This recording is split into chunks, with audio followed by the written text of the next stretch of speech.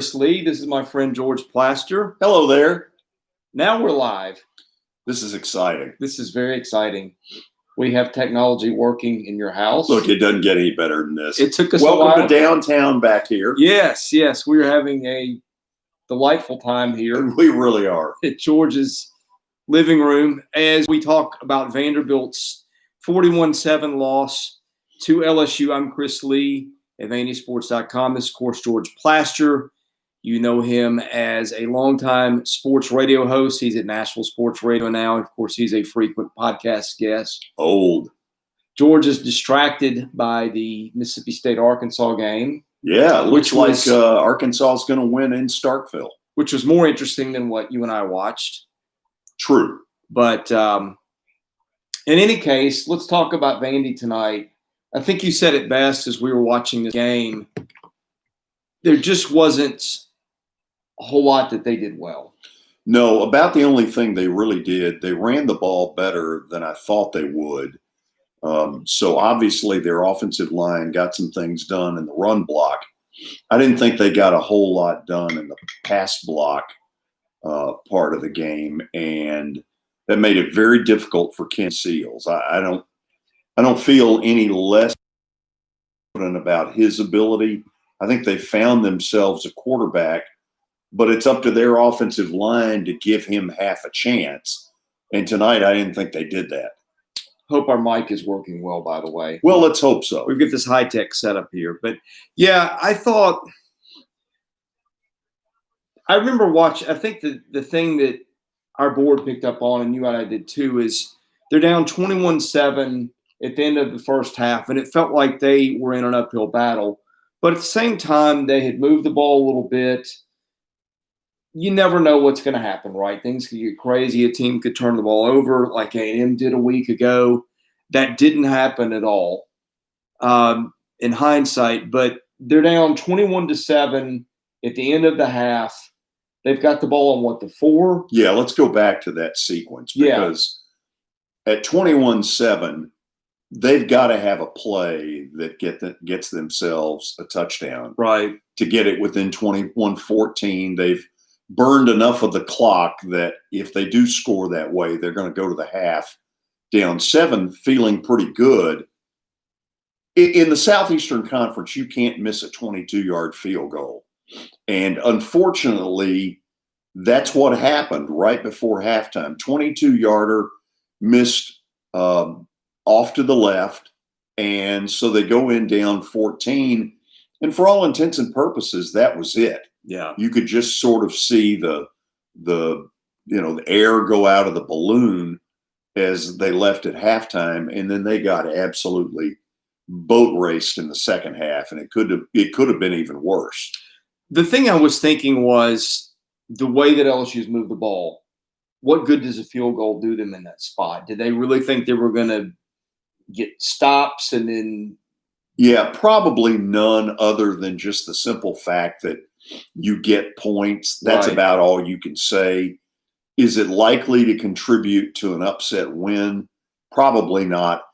They needed, with a minute left in the half, as a coaching staff to say, okay, what play do we have in our bag that will work and make it work? And they were not able to do that. And then the missed field goal, to me, added insult to injury because 22 yards, you got to hit it. Yeah. A high school kicker can get it from 22. It just goes without saying that has to be automatic. Well, and in the second half, I don't know if this is fair, but I think we both really liked some things we saw with Ken Seals. He's very accurate with the ball, but it felt like they just didn't have enough playmakers. And maybe in that case, you've seen this with quarterbacks before. You've seen it with Jay Cutler. A guy says, hey, I've got to make a play here for us to have a chance. First of all, man, he didn't have a clean pocket the whole night. Very seldom. They have to roll him out a lot. That cuts down half the field. And it's just – I find it hard. I mean, Ken made a throw or two that I wouldn't have made. But I find it hard to kind of blame a guy. He's in the spot that Jay Cutler was sort of in, yeah, where if I don't make a play, nobody's going to. And that's just kind of where they're stuck right now. He had one big play to a running back coming out of the backfield that gets dropped that had a chance to be not a nice play to convert on third down, but potentially a 50, 60-yard play, and it gets dropped. And when you're Vandy, as we know, your margin for error is smaller than everybody else's. LSU don't have to worry about margin for error. And who knows what this LSU team is? It's certainly not Joe Burrow at quarterback. There are no Clyde Edwards-Hilairs back there. I'm not saying they're a bad football team, but they're not anything like what they were a year ago. And a lot of the good that you came away feeling from the Texas A&M game, I think went out the bag tonight. It just kind of went out the tunnel. Yeah, it did. And the thing that you take away from the LSU game at the end of that night is that, okay, we all know it's going to be a tough season. We know that they are overmanned on the offensive line. We know they've got a freshman quarterback. We know that they don't have a stellar running game. But if the defense can give them some things, then maybe they've got a shot to 1997 or pick one of the Woodenhofer teams where they couldn't move the ball, but they had a great defense, right? You think, okay, we don't know where the season's going to go, but maybe if things pan out. Well, tonight, none of the stuff that we saw last week worked for them. The defensive line was a total non-factor. They blew gaping holes in the line. They did not stop. I've gone blank on the kid for LSU, but the running back that was really good. That's I think their sophomore back.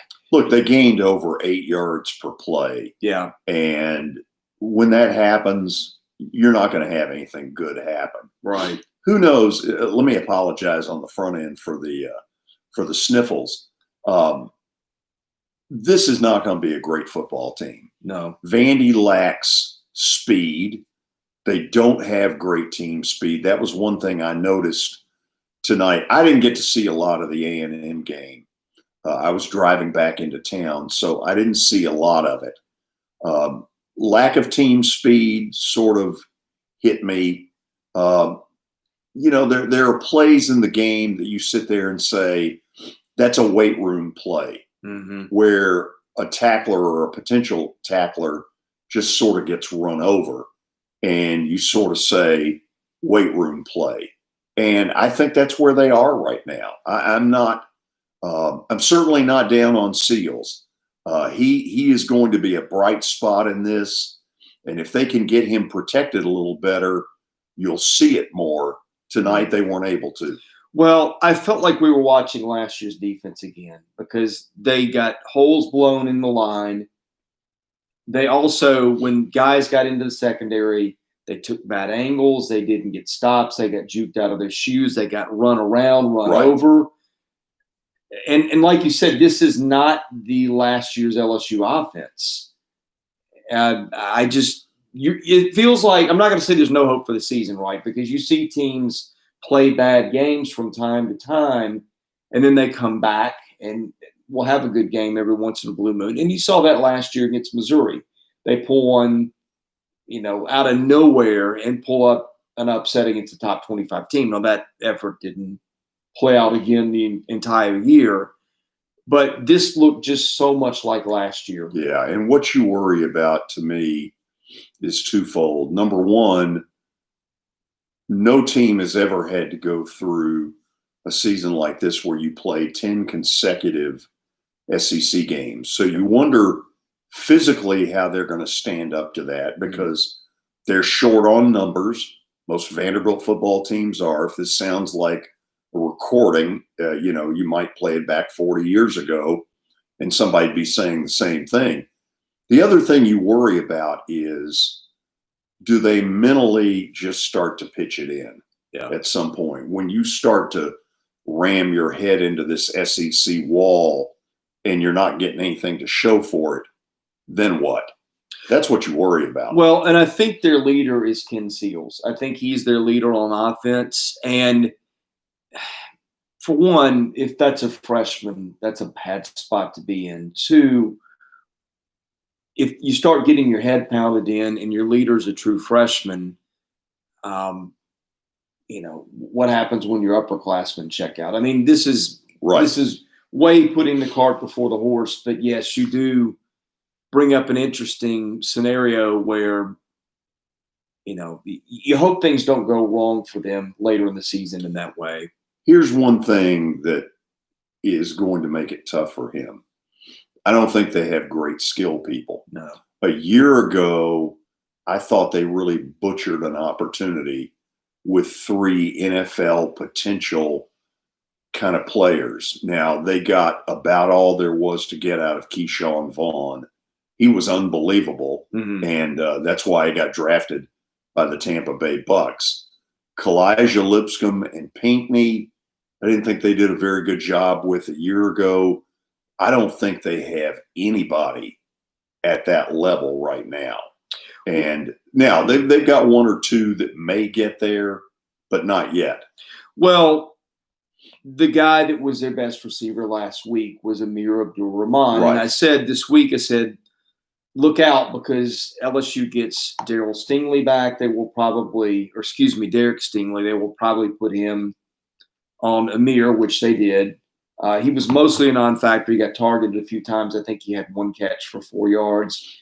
Did draw a pass interference flag, but they took their best athlete at receiver out of the game with the shutdown corner. Right. Cam Johnson was the guy underneath that I thought could have a good night. He had that 1 catch early that went for something, but then it felt like they got in a stretch in the second half where they would get decent yards sometimes on first down running the ball, but then second down just seemed like it was just a total waste. The run game was their one bright spot tonight. Yeah. They surprised me by being able to run the ball. I thought it would be the other way around, where Seals would just simply make some plays with his arm, but it was the other way around. They were able to run the football.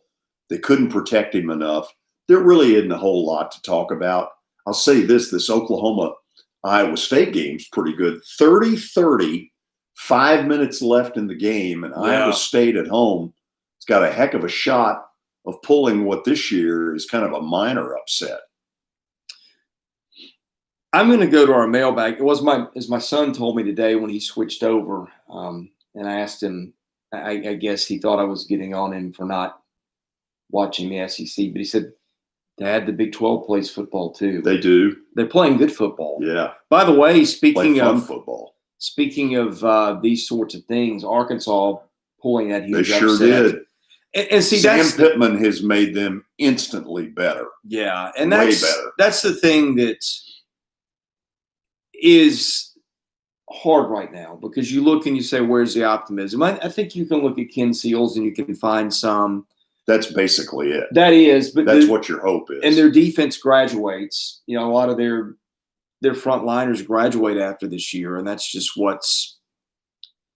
that's the thing, is that they are going to have to find something before the end of the season to give people reason for hope, whether it's Seals, and I don't think that on its own can do it, or facilities or something along those lines, because it's just they're stuck in a ditch. Yeah. And they have been ever since really the opener a year ago. You're right. Let's see. Let me get some questions here from the mailbag. We will start with. By the way, Iowa State, 37-30, 5 minutes left in Ames, Iowa. I don't recognize teams anymore. Iowa State is sitting there in all black uniforms, which is not gone with a blackout. They have. View in Georgia says, is Mason not allowing Fitch to call his game? He couldn't have agreed with that field goal before the half. This is the recurring question we get every year, is does Derek Mason let his coordinators call their games? Well, you would hope he does. Now, obviously, a head coach should have input, and ultimately the decision, field goal, no field goal before the half, that's Mason. Mm-hmm. That's his call, period. And it has to be. That's what a head coach is a head coach for, is to make the tough decision right or wrong. No question, he made that. And that's where he falls back into this defense is going to win us games Right. thing that And he right defaults now- to every time. And right now, they may not be good enough to have that mindset. I will give him credit. They did draw up a pretty nice play on the fake punt. They had that scouted pretty well where Deshaun Jerkins converted a 4th and 6 from about their 32 or 33. I mean, it didn't matter because 4 Right. plays later they point- punted. But At that point, game's over.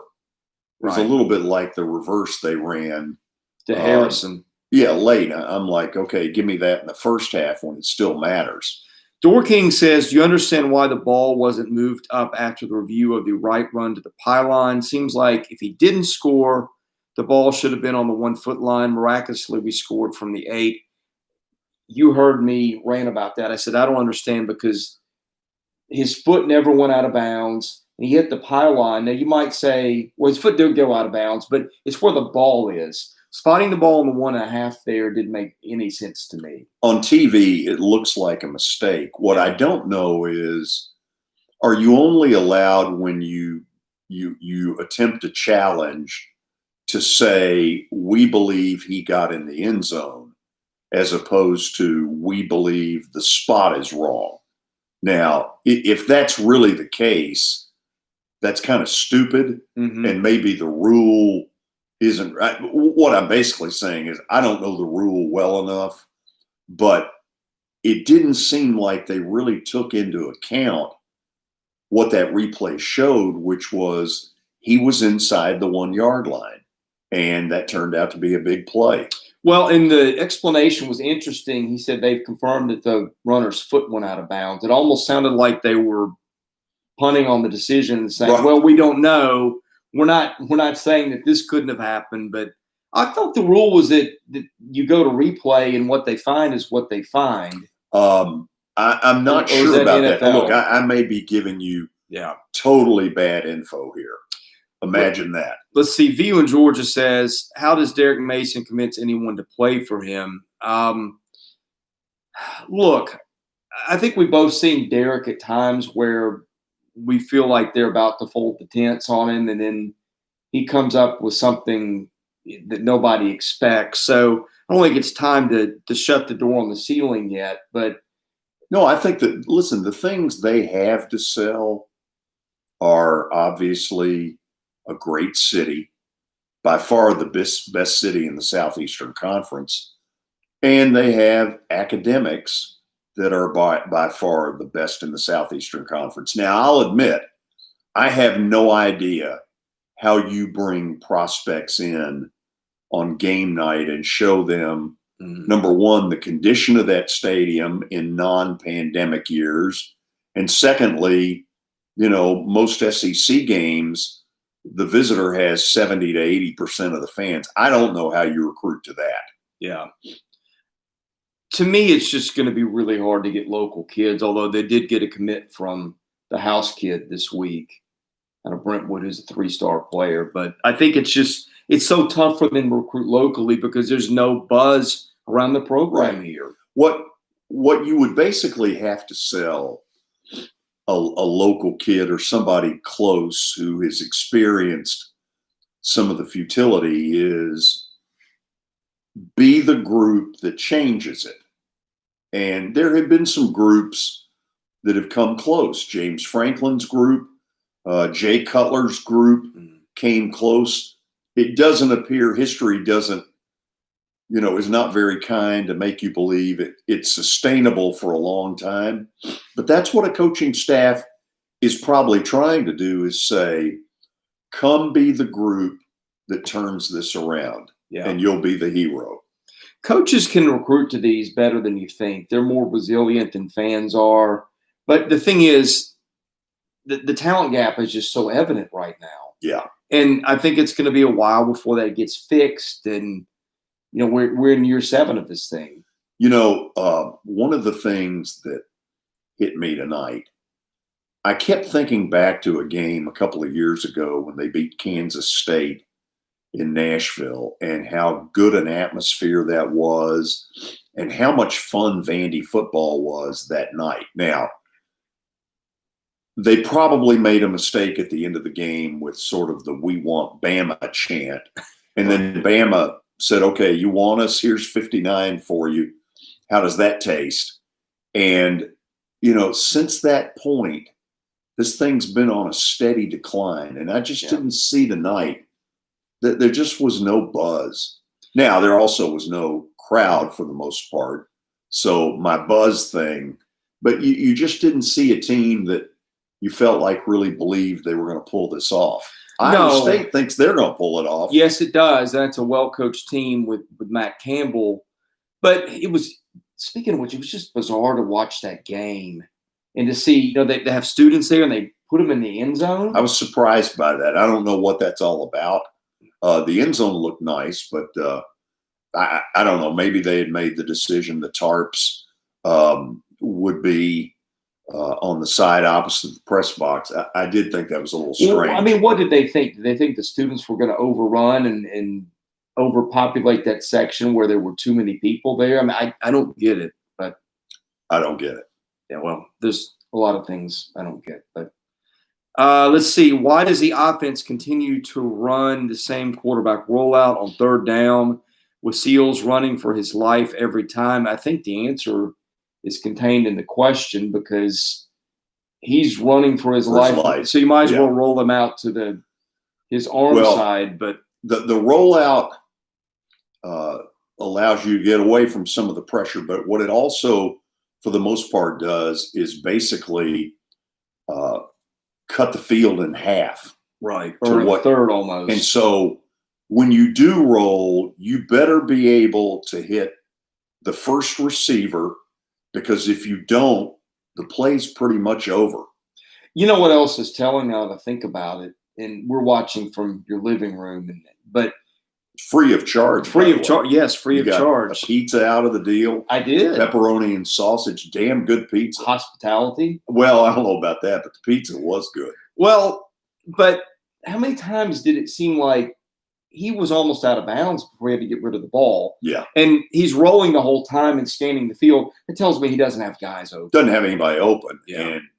And he did the best he could. Look, I'll say this again. He's the least of their problems. He's going to be fine. And if they can give him some time, if they give him a fighting chance, he's going to be okay. He is the least of what you need to be worried about. No doubt. I'm trying to think if Chris Pierce, I think, did catch one pass tonight, but he's a third receiver. And this happened to them last year where your third wideout has 10 or 12 catches on the year. That's just not enough in this day and age. And again, it points to talent. I wonder if we might not see Jaden Harrison at some point, because he's the kid that got the ball in the end around and went for 16. And they need speed. And they just don't have it. They don't have a lot. Pierce is a kid that gets open in practice, but it's against their DBs. And you look at their DBs against SEC receivers, and they don't win foot races. And I think he's in that in-between spot where he can get open against their guys, but not the other guys. If y'all are wondering why I keep looking over here, minute 47 left, Iowa State 37-30, and Oklahoma trying one last gasp, basically to go about 60 on a drive to try to send this to overtime. By the way, what ended up being the final of the Georgia-Auburn game? Don't know. It was 27-6. Starting the fourth quarter, Georgia looked awesome. Oh, and that was a domination. They just steamrolled. They really, whatever you didn't like a week ago, you liked it tonight. They were terrific. This one from Baseball Bros. Any explanation as to why Wakefield has outcarried Marlowe through three quarters when Marlowe looks better and has better stats? The way the staff underutilizes Marlowe is baffling. No, Marlowe did have, I don't know if I'm going to say he maybe dropped a touchdown, but he got open. Oh, he dropped a big play. Yeah. And their offense can't have that. Right. But I agree with whoever it was. Marlowe looks like he's got more to give. I agree with the question. He does this every year. he's got his veteran back, and that's my guy, and he's going to play, and that's just the way it is. And I didn't think Wakefield was bad, but you don't have playmakers on this team, and he's got that gear that the others don't. Now, Brooks, I think, is maybe straight line faster. I don't know when they get him back, maybe next week, but let's see. The offensive line got crushed today, far worse than last week. Was it because LSU's line is that much better than A&M? Was it because our offensive line played poorly versus LSU? I just don't think they have guys. I mean, we saw Ashmore out there to start the game tonight, I think. When you're having to play freshmen this early, oh, holy cow. Iowa State's going to win. They are. So much for playing conservatively. Go for the dagger. They just picked off Oklahoma in the end zone with a minute left. They just don't have the players. Yeah, I mean, it's pretty obvious. Cam Norcross did not do a good job of recruiting his offensive line coaches the last few years. Here's what was weird, though, tonight. They didn't do a half-bad job running the football. I don't have the numbers in front of me, but when it still mattered, they were getting, in particular on first down, some pretty good yardage. It was the pass blocking that really was not there at all. I thought the left side of their line, Brant Miller center over, that would be Dawkins, I think, was started at left guard tonight again. And Steen, I thought they got a lot of – in fact, we said they didn't do a lot well tonight. I did think they opened some holes going left tonight. That was the one and only positive of the night. Yeah. I think the right side was a different story. But Five-Star Door said, did the team seem deflated and slow today, or were the athletes at LSU just that much faster and more explosive? I think it's the latter, but I also didn't see just a lot of zip. Right. Let me think of how to say this. No question, LSU has better athletes.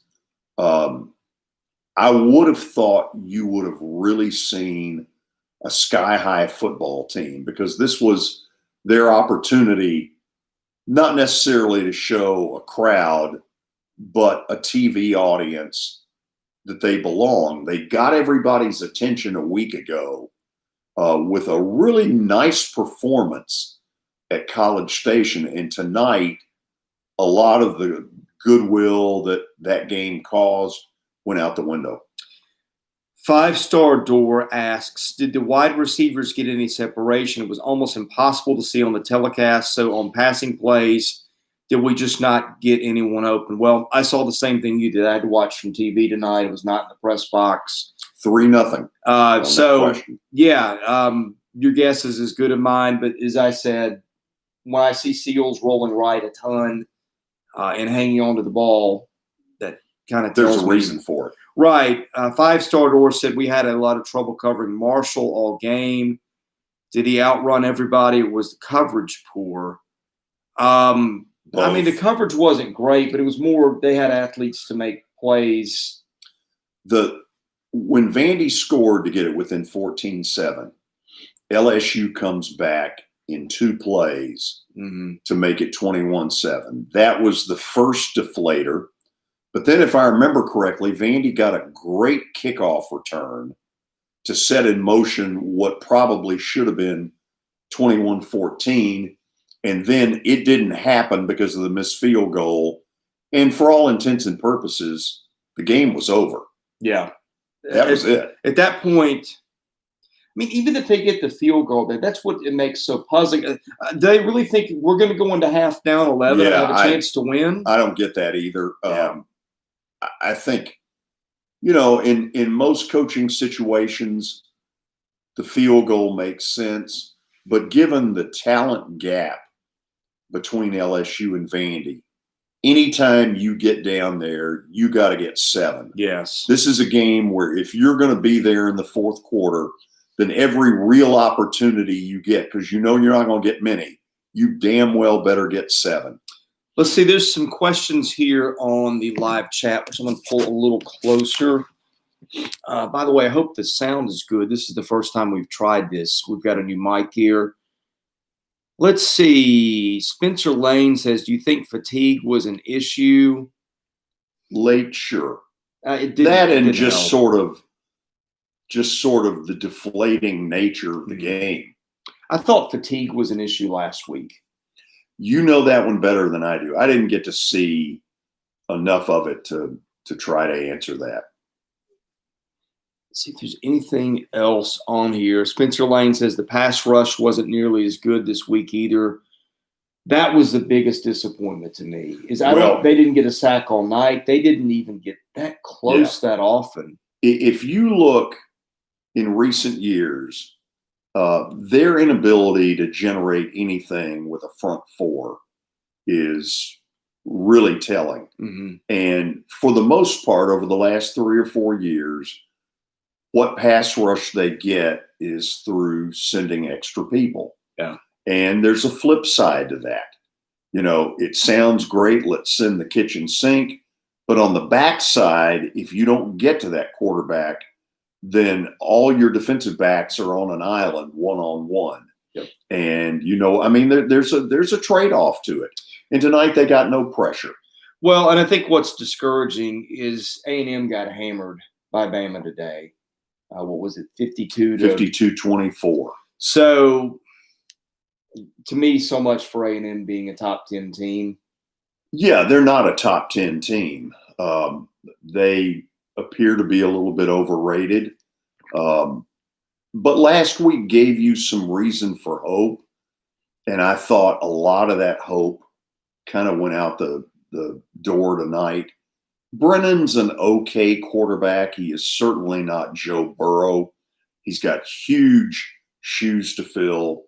This is not a team that's going to end up in a national playoff. They just are not. And, you know, do they go the rest of the year before they play Bama and this is their only loss against Mississippi State? I highly doubt it. I don't think they're that good. Well, looking forward, I'm trying to find wins. Missouri, to me, looks like their best chance. Missouri looked awful today against Tennessee, which, you know, maybe Tennessee's that good, maybe not. I don't know. But Missouri's up there. Yeah, I mean, I think Missouri is that may be whoever wins that game gets their one win of the season. Well, it may be that way. They can't go with that mindset. They've got to get ready for South Carolina, right? Who showed glimpses of some pretty good stuff at Florida. I'm telling you, Florida is pretty darn good. Yes. Kyle Trask, you know, eventually the injury to Felipe Franks opened the door for Kyle Trask. And that guy has opened the door and said, no one else is coming through here. This is my deal. You know what? They're pretty darn good. Yeah. They really are.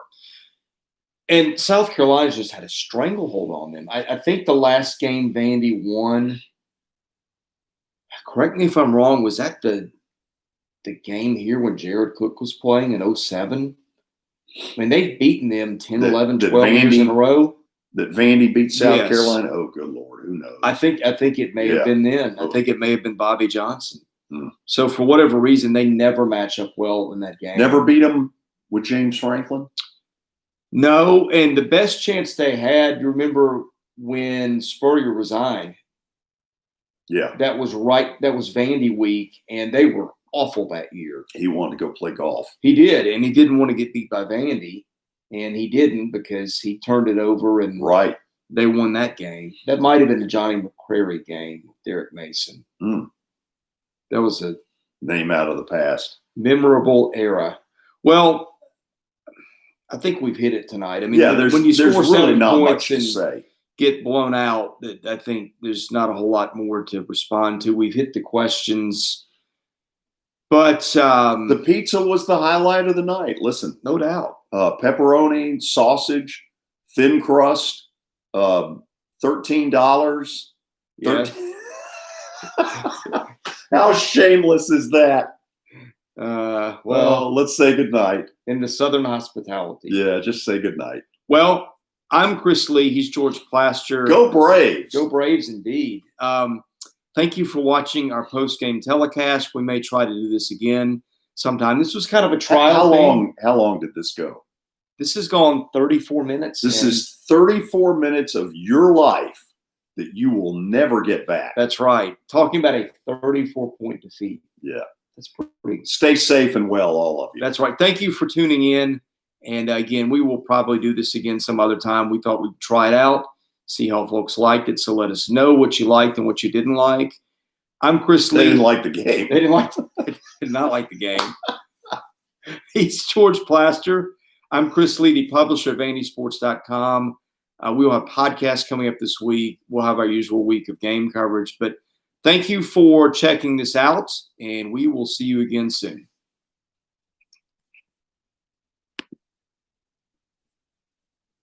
That was good. Oh, yeah.